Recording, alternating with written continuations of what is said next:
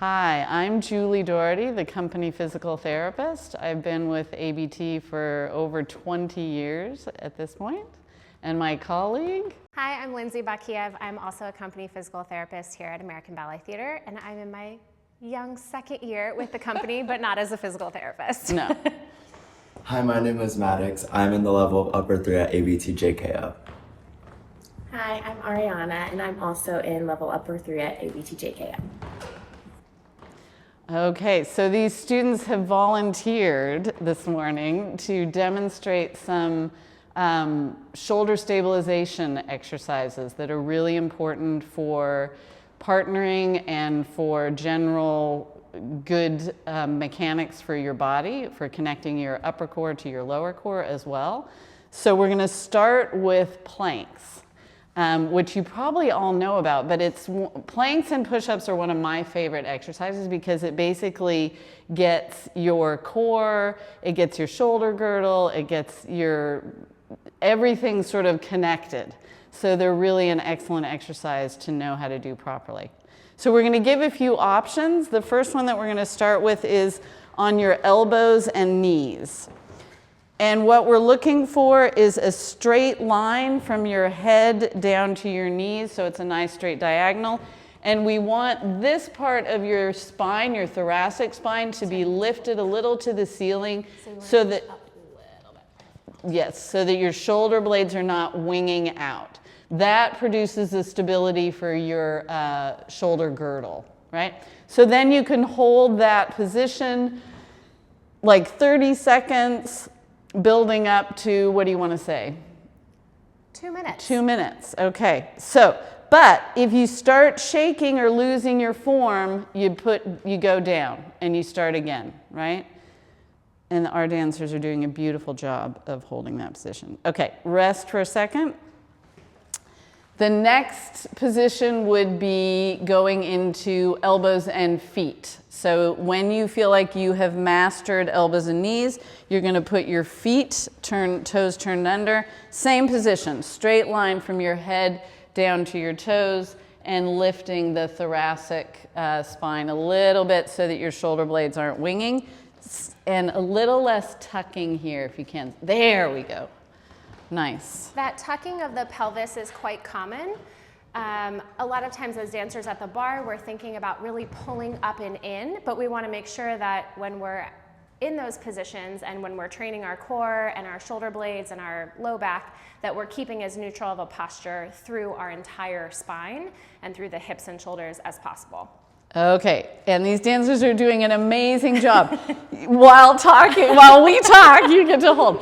And notice that there was a little shaking starting to happen. So as that shaking starts to happen, they held the position well, but then they should come down and rest and then start again. So we think about classic push-ups as on the palms and on the feet, but there are lots of variations. We're actually going to start on the palms and knees. And as generally mobile people, we want to be careful that we're not overextending or hyperextending the elbows. I have lots of hyperextension in my elbows, so it's easy for me to show you.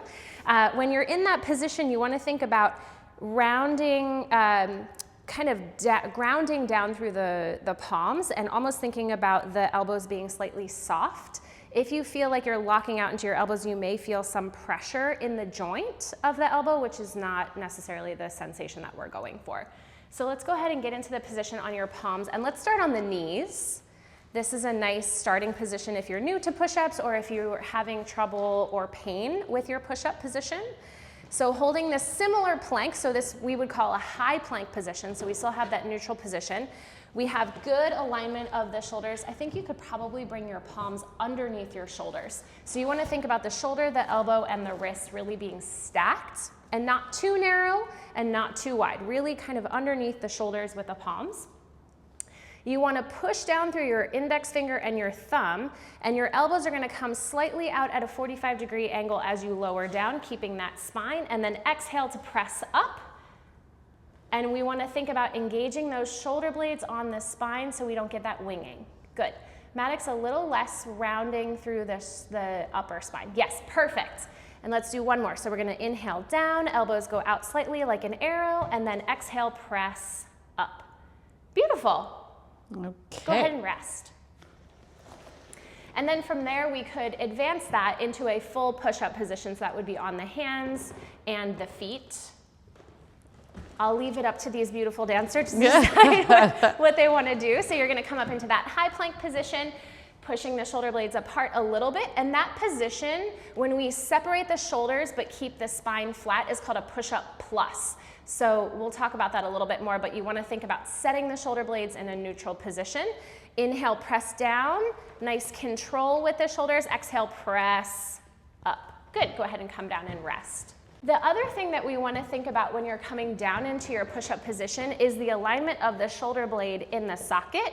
You don't want to round too far forward. So if you feel a strain in the front of the shoulder, that may feel quite uncomfortable, especially if you have loose shoulders. So thinking about keeping that slightly back, and you can almost think about less range of motion in your push-up position if you feel that strain. And again, with form, if you can't do the form with the full feet and elbows straight, then start with the knees. And then you can start with holding planks in the position, that with the straight arms, with the unlocked elbows, off the feet, and then work towards lowering into a push-up and then working towards the full push-up.